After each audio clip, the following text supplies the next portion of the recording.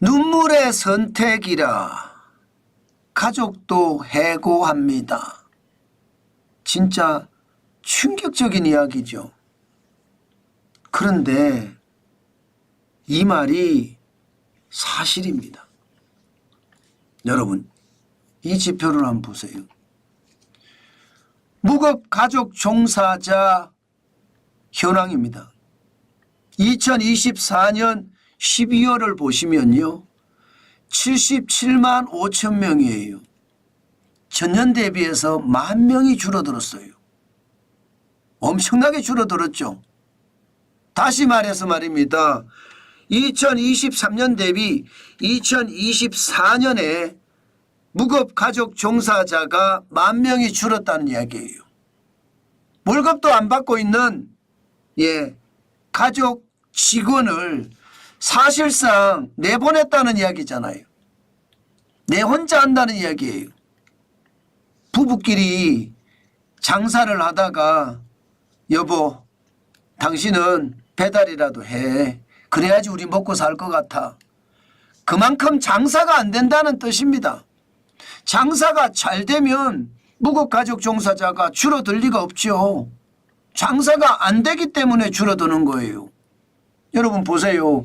2017년만 하더라도 무급가족 종사자는 111만 명이었습니다. 그러던 것이 계속 줄죠. 2022년은 100만 명이 깨집니다. 95만 5천 명. 2023년에는 89만 9천 명, 90만 명이 깨졌습니다. 그리고 2024년에는 지금 12월 현재만 딱 봤을 때는 80만 명도 깨졌습니다. 77만 5천 명이 됐어요. 와, 진짜 심각하죠. 이게 5월까지만 하더라도 95만 명이었거든요. 그런데 12월에는 77만 5천 명. 1년을 평균 내보더라도 말입니다. 2024년이 그렇게 좋지는 않습니다. 87만 6천 명이니까 전년 대비해서 2만 4천 명이 줄었습니다. 1년을 대비해 보면 말입니다. 12월만 가지고 봤을 때는 전년 대비 10,000명이 줄은 거고요. 연도 1년을 평균해서 보니까 2만 4천 명이 줄은 거예요. 엄청나게 줄어들었죠. 그만큼 여러분 지금 무급가족 종사자, 자영업에서 무급가족 종사자든 중소기업이든 무급으로 돈을 안 받고 같이 일해주던 가족 중에 일원이 이제는요, 나가라. 여기 같이 있으면 둘 다 굶어 죽는다. 이런 얘기가 되는 겁니다. 처참하죠. 이것이 제가 말하는 최악의 눈물 선택일지도 모릅니다. 여러분, 왜 이런 일이 벌어질까요? 기본적으로는 장사가 안 됩니다. 그리고 남는 게 없습니다. 장사가 안 되니까 당연히 남는 것도 적을 수밖에 없고, 남는 게 적으니까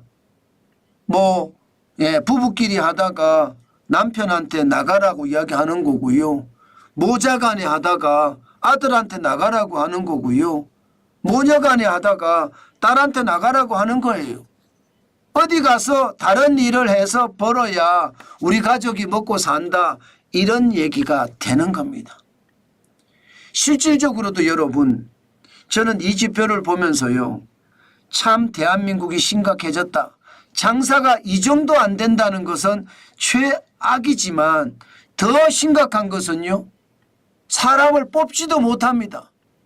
그러면 혼자 죽어라 일하는 거예요. 왜? 최저임금이 워낙 높으니까. 인건비 부담 때문에 지금 사람을 아예 못 뽑습니다. 요즘 말입니다. 시간당 1,300원, 죄송합니다. 13,000원, 14,000원 줘도 안 온다고 이야기해요. 13,000원, 14,000원을 누가 받아가는지 아세요? 외국인들이 받아가요. 그러니 우리나라가 지금 얼마나 심각해졌는지 여러분들도 보시게 되는 겁니다. 그렇다고 해서 말입니다. 가족을 내보내고 내 혼자 장사를 해요.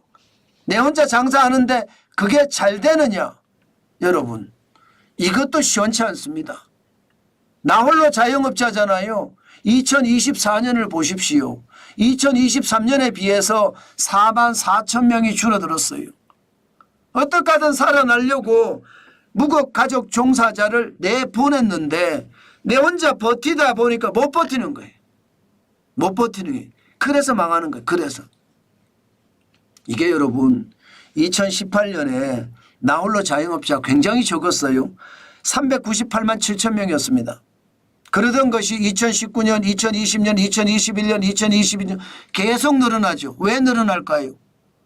직원이 있는 자영업자가 인건비를 감당 못하니까 내보내고 또 가족 종사자까지도 내보내서 내 혼자 일을 하는 사람 그만큼 장사가 안 되기 때문에 그렇게 내보내서 이게 나 홀로 자영업자가 늘어난다는 거예요. 최저임금을 여러분 2018년에 16.4% 올렸잖아요. 2019년에 10.9% 올렸습니다. 그렇게 올렸는데 감당할 수가 없지요. 2022년에는요 426만 7천 명이었고요. 2023년에는 426만 9천 명입니다. 그리고 2024년에 줄었어요. 이제 그것마저도 못 버티는 거죠. 그마저도 못 버티니까 무너지고 있는 거다. 이렇게 이야기해도 틀리지 않습니다.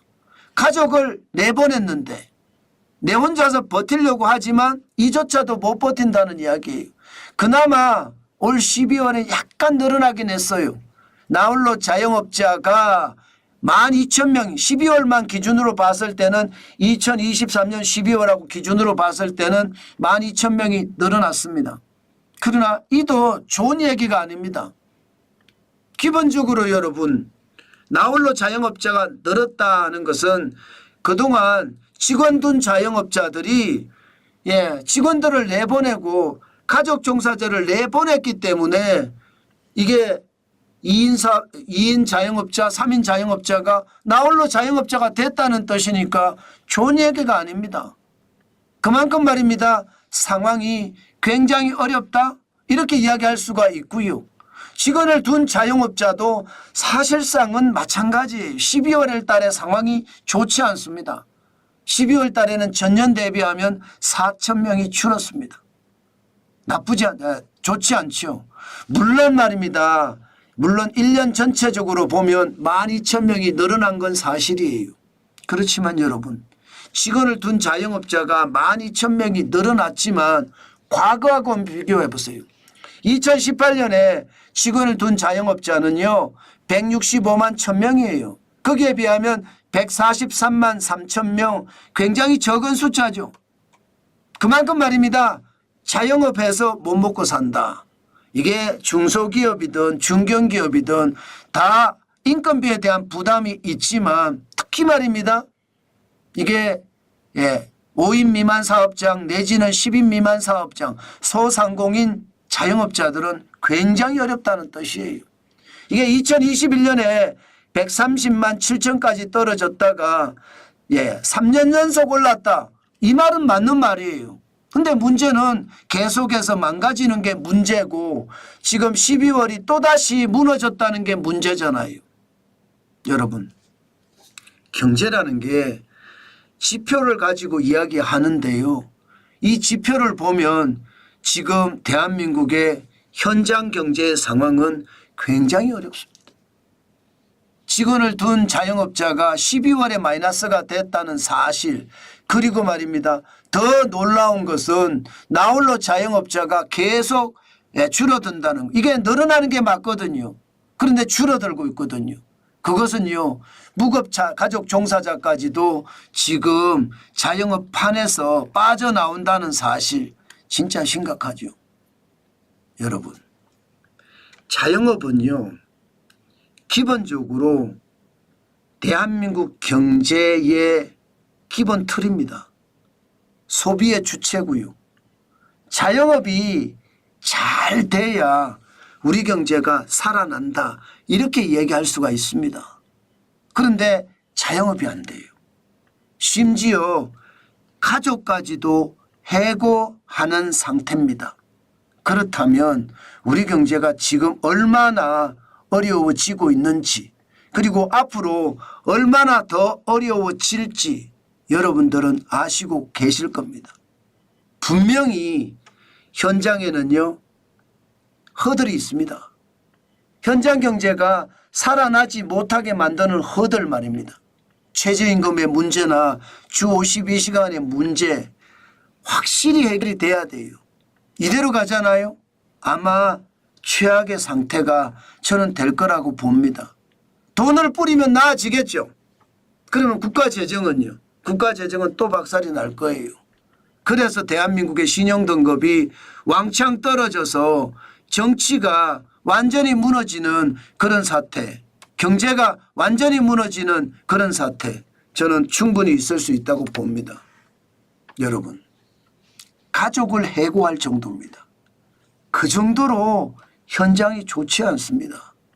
매출은 매출대로 떨어지고요. 영업이익은 영업이익대로 떨어져요. 그러다 보니 본인도 못 버티는 거예요. 그래서 무너지는 사례가 부지기수입니다. 지금 현장은 이렇게 아수라장이 돼가고 있고요. 이 아수라장은 결국 말입니다. 줄폐업으로 이어질 겁니다. 그래서 더 참담하다 제가 그렇게 말씀드리고 있는 겁니다. 참 아쉽죠. 그렇지만 그게 현실입니다.